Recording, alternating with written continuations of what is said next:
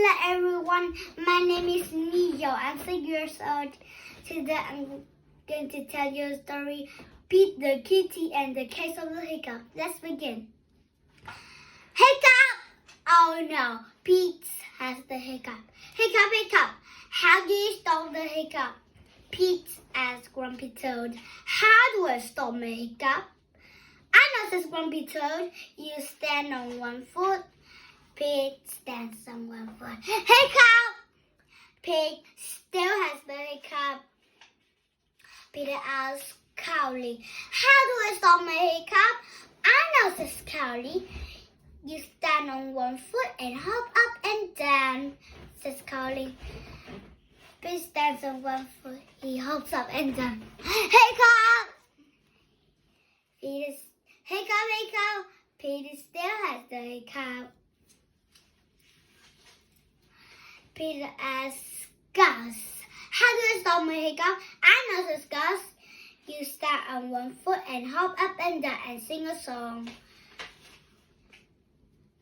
Pete stands on one foot. He hops up and down and sings a song. Hiccup, hiccup, hiccup.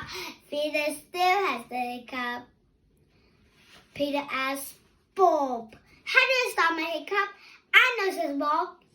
You stand on one foot and hop up and down and sing a song and rub your belly, says Bob. Peter doesn't. Hiccup! Nothing is working. Peter still has the hiccup.